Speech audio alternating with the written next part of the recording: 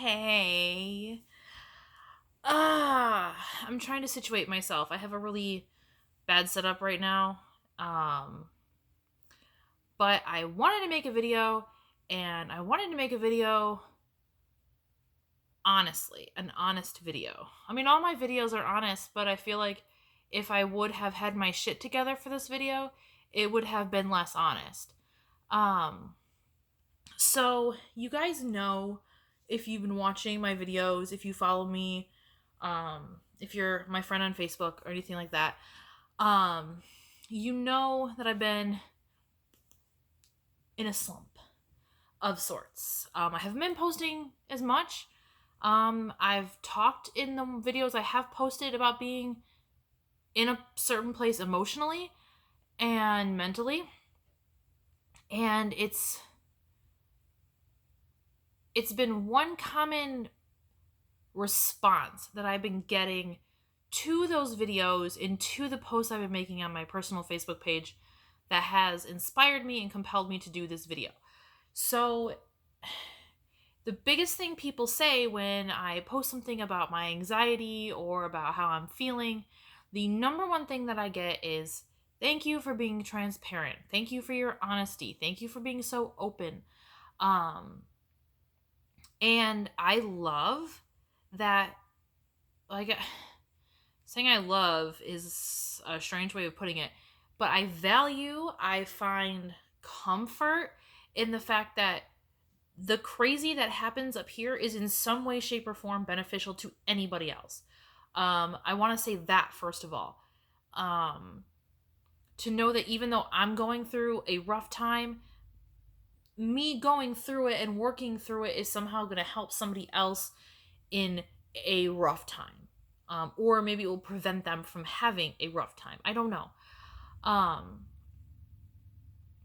but it's not stopping the fact that I'm in a rough time. And my lips are really chapped right now because I just got out of the shower. Hence this lovely look that we have going on. There's a spot on my glasses. It's fine. It's fine is literally my motto lately. Oh, how are you doing? Fine. Oh, something is not working out the way you wanted it to or hoped it would. It's fine. Your life is a dumpster fire. It's fine. Literally, it's fine has been my go-to for at least a couple weeks now. Um, but that's not what I wanted to talk about. I wanted to talk about the itch on my back. No, I wanted to talk about why I am so transparent.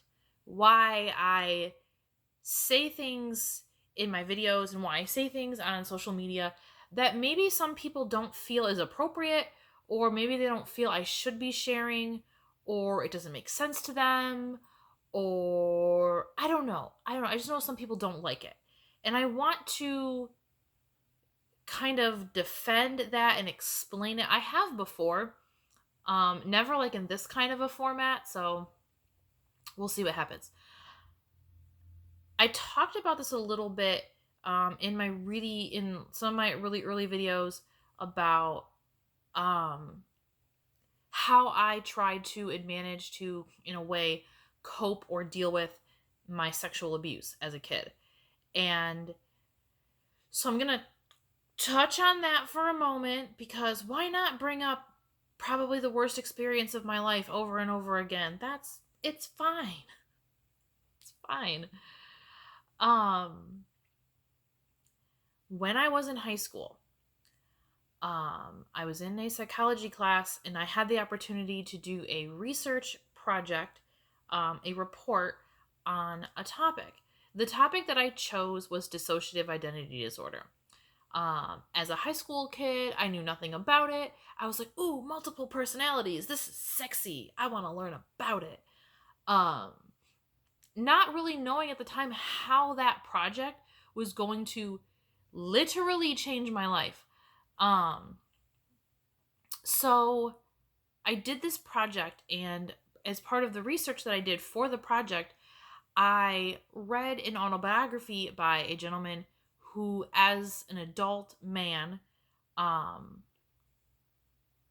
developed dissociative identity disorder. And his disorder was a product of childhood sexual trauma, severe childhood sexual trauma.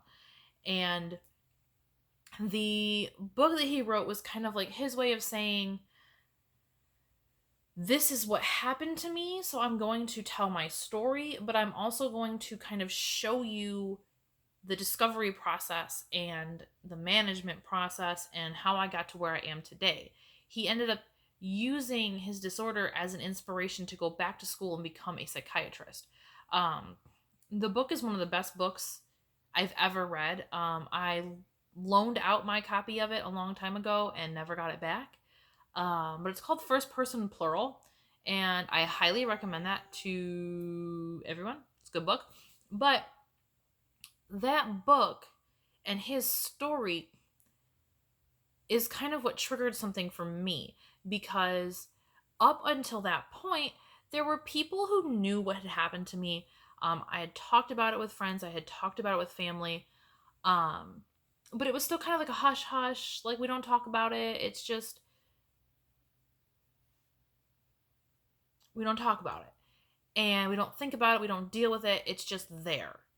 We're hiding it, we're sweeping it under the rug, if you will. And I thought that I was fine. And then I read that book and it triggered me. I was like, shit, this could be me in 20 years. This could be me in 30 years. I could wake up one day and not know who I am. I could wake up one day and my mind could have fractured. My entire consciousness could break and collapse. And I became terrified. I'm a little bit of a hypochondriac, okay?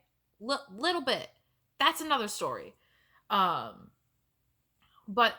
I was so worried and so scared about winding up having to deal with what this guy had dealt with, that I made it my mission to repress nothing.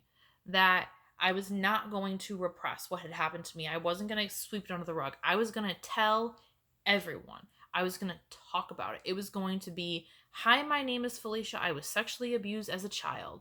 Not that extreme, obviously, but it kind of was like that.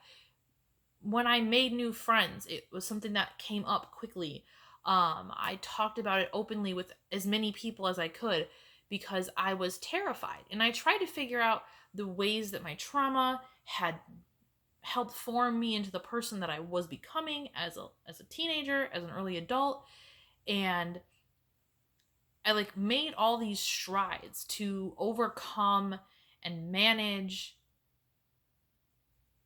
what had happened, my trauma.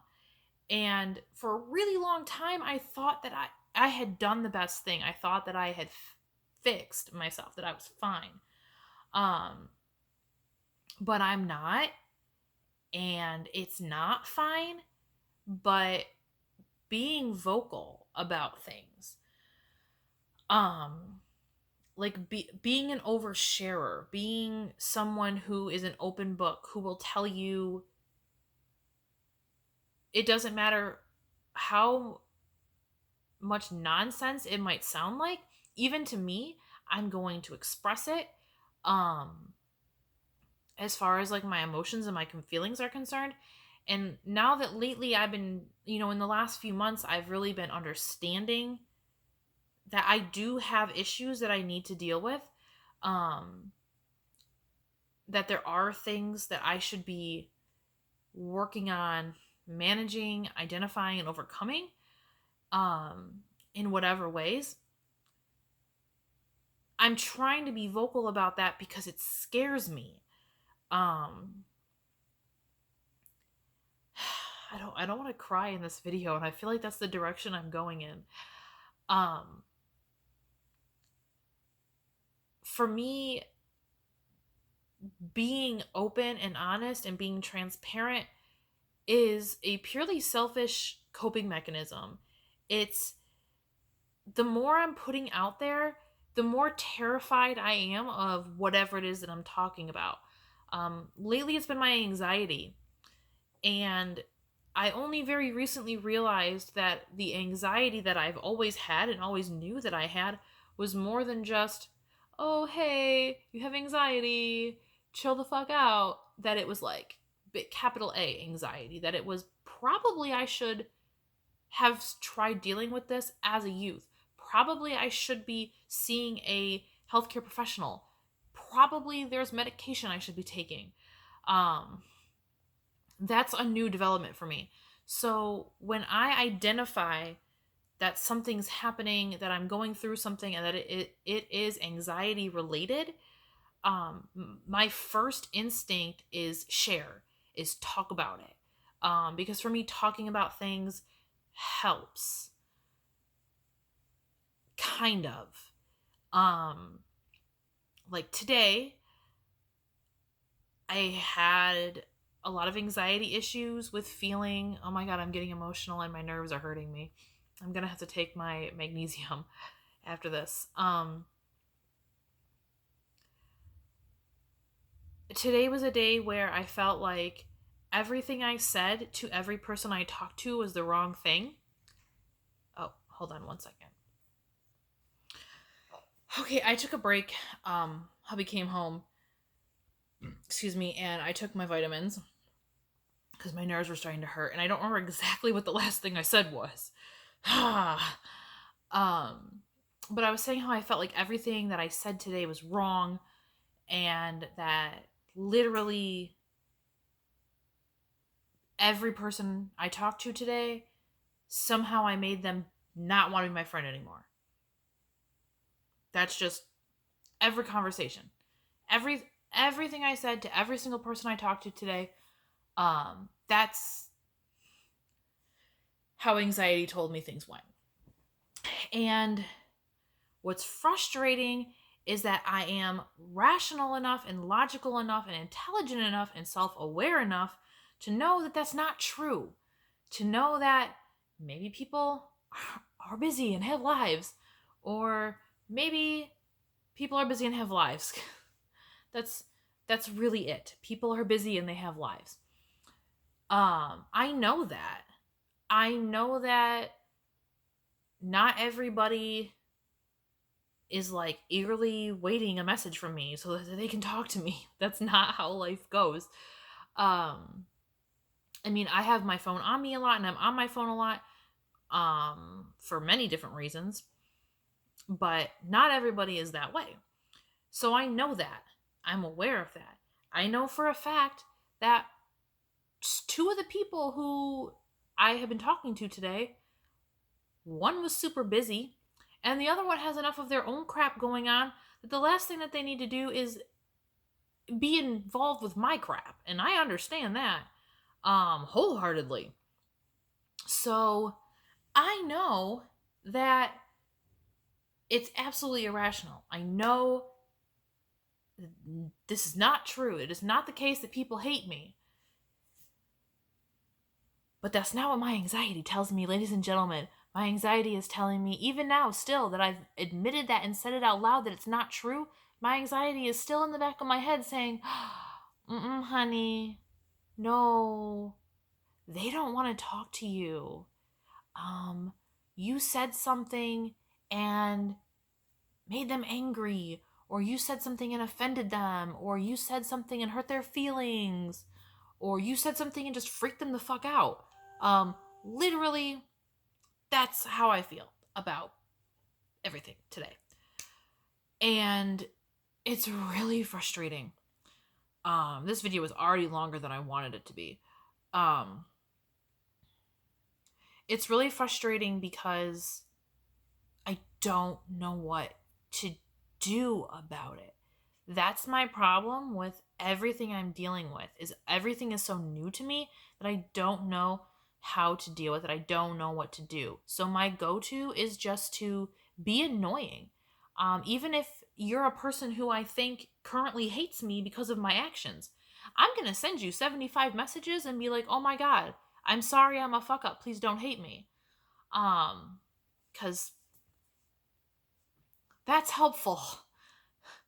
Just, hey, I'm crazy, over and over and over again. That's It's really helpful. I don't know how to leave well enough alone and just shut up. Where there is not a problem, I create a problem because I do this too much. Maybe they didn't hate me, but then I did this too much. And now they do. See? It all cycles back to this they hate me thing. So that's kind of when you guys see me being transparent. I'm being transparent because it's the only way I know how to cope with things. It's the only way I know how to work through things is to talk about them or write about them or type about them. And I guess I don't really know what else to say about that. Like I appreciate and I'm so grateful that people see the things that I post and they're like, "Hey, me too, man. Me too. I feel you on that." Or, "Hey, you're brave." I'm not brave. I'm literally the opposite of brave. I am effing terrified. I'm not brave. I'm not strong. I am scared.